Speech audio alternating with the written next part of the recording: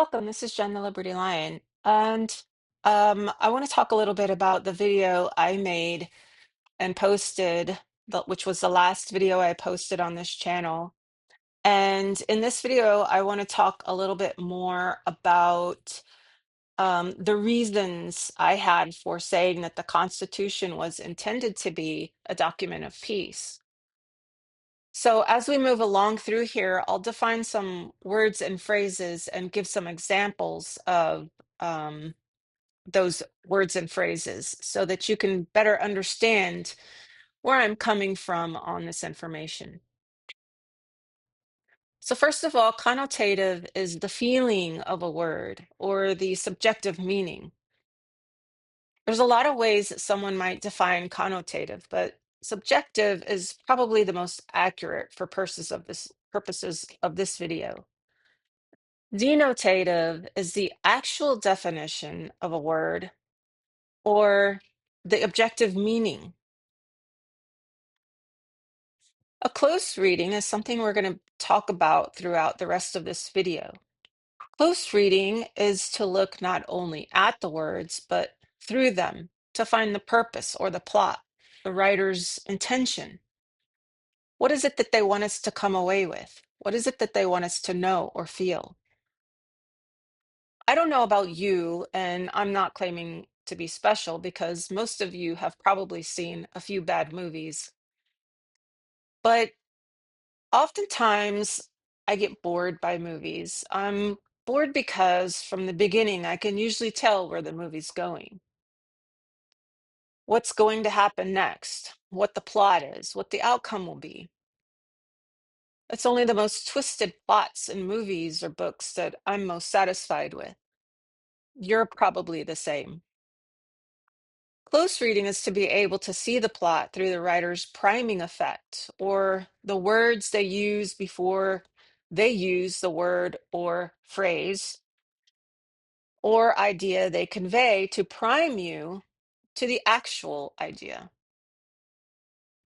This allows you to be in the mood to accept what is to come.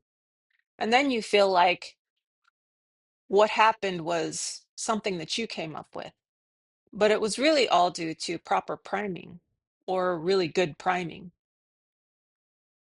The Harvard Online Writing Center in 2001 described close reading as a methodology that asks readers to pay close attention to a text in order to answer some questions about the text. So to read closely is to know before you know, or to see before you're shown. Sort of like my ability to accurately depict, and probably yours, a plot just minutes after a bad movie has started, even when having known nothing of the movie. Close reading is to know before you know, see before you see, to be shown before you understand. The Harvard website has this statement to teach the method of close reading.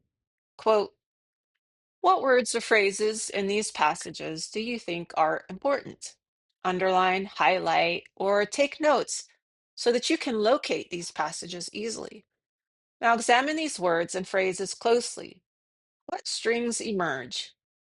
End quote. It's asking about patterns. I've read a commonly reposted comment on Facebook that states everyone's born with the ability to spot patterns, but schools tend to teach it out of you or don't reinforce it. If you know me, I disagree with a lot of things and I'm a skeptic. I ask questions about everything. My comment would not be everyone is born with the ability to do trigonometry, but schools do teach it. Not everyone's born with the ability to spot patterns, especially in language, and schools do not reinforce it. As one author states of the Harvard Writing Center's advice, one can learn to read closely only if one already knows how. People may be born with the ability to catch on quickly to certain things, but when we're speaking of language patterns, it's not always inherent in the human to do it well. Another thing we need to know about as I briefly mentioned above, is priming. This is where we show you what to know before we tell you so that you can see it before you're shown. If you can see it before you're shown, you're more likely to accept it. The example I used is in the Constitution. The preamble is like a title. It has a priming effect. It is an emotional statement. And being emotional, most people can quote the preamble and nothing more, except perhaps a few lines here and there. The priming effect is therefore to show you before you can see it. It is to help you understand the plot so that you can better understand the plot. For the preamble, a plea to a peaceful state, a promise to a peaceful state, is the thing we're shown, or the emotional state we're to be in when reading the rest of the document. The government we have is supposed to be one of peace. Think about this as we possibly move closer into World War III in 2026. A close reading of the preamble is one of a connotation of peace, using such words as tranquility, blessings, liberty, justice, defense, welfare, and a close reading tells us that the pattern is a system of peace. These words set out a pattern. The pattern is peace. How do you have peace through military action? The military action is to be quick, decisive, and then when war is declared, peace should be declared as soon as possible. A peaceful state, as some founders have said, is the best state to be in. Not a direct quote, but this is the connotation of their language, the feeling they vibe with. The Constitution vibrates and echoes with peace when we closely read the preamble and spot the patterns. As we look through the next text, or we look through the text as well as at the text. The argumentations and confusions, the disagreements are not unfounded. Harvard students have a difficult time spotting the patterns of whatever text they're reading. Undergraduates are oftentimes not very good at close reading. You could say with certainty that a close reading of the preamble elicits an emotional response from people. That emotional response is usually one where people fall in love, so to speak, with the Constitution. They often say, "We the people." This phrase is on bumper stickers, websites, t-shirts, bracelets. It's painted on motorcycles, billboards, and we can find it in a lot of other places. Close reading has a method to it, to see the text and answer questions about the text. Tranquility is a word often used in helping people relax. I've used this word to help people fall into a state of hypnosis. I also use words like comfortable, cozy, warm, relaxed, peaceful. These words have a string, have a pattern, have a common denominator. They elicit a certain emotion. They have with them a certain feeling. The feeling has been described as emotional.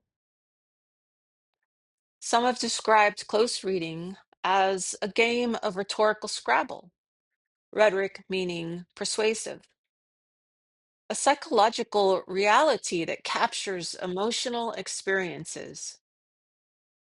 In rhetorical Scrabble, one's target is not words, but strings of words and their ability to prime categories of audience experience or to set up an emotional state.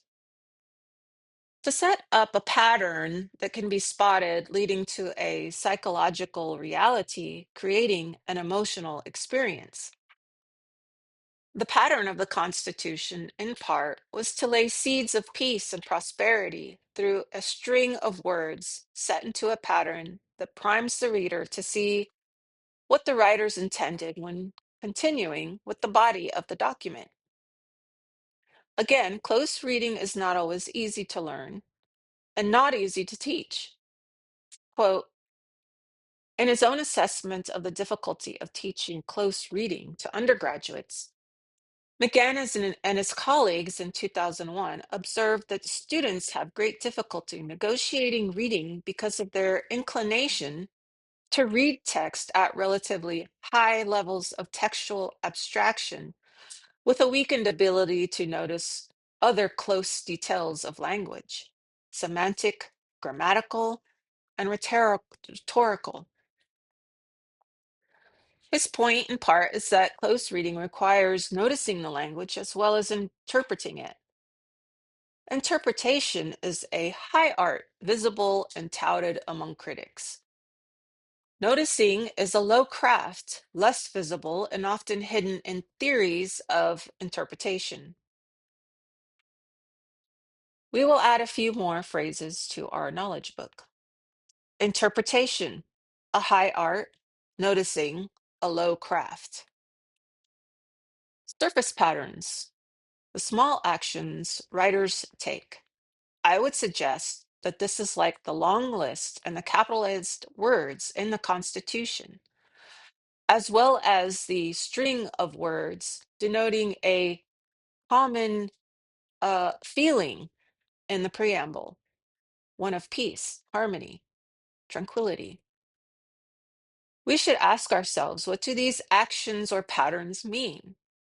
To me, the capitalization of certain words means it's a specific noun, or something like the capitalization of the P in power would mean specific powers, specific actions, a thing in particular. Or, as some have said, limited and well defined. We also add the phrases upstream and downstream. Priming is an upstream type of input, priming for the interpretation of the reader, which is a downstream event. The preamble is an upstream in that it uses words in their denotative sense, but then the interpretation is downstream in that the reader interprets the pattern of words as those of peace, which leads to prosperity. The Constitution is a very short document compared to state constitutions. And given the power it has accumulated over the past 200 years or so through court interpretation, I would say wrong interpretation, the downstream event, as if all of the judges forgot the actual definition of the words in the preamble and skipped over the fact that certain words were capitalized and not to be downplayed or downstreamed into being wrongly interpreted. Wrong interpretations without the upstream priming and denotation of the actual words has led to the very powerful and vastly overgrown government we have now. I've read a few books that suggest there is an interpretation that occurs when it comes to the organic laws, and interpretation is preferred over the actual words of the document. The actual words and definitions of the document, or the denotation, is the textualism, or is referred to as textualism in some books. When interpretation is preferred over the actual words on the paper, the Constitution can mean almost anything. But judges take their preference, their preferred interpretation, or preferred textualism, but perhaps we should consider both text, then interpret, and patterns of denotation to suggest a connotation that can be more properly interpreted. So this was a more detailed description of what I mean by the Constitution having a preamble that guarantees peace, and peace guarantees in return, prosperity. Like, share, and subscribe, and I'll have more videos coming soon.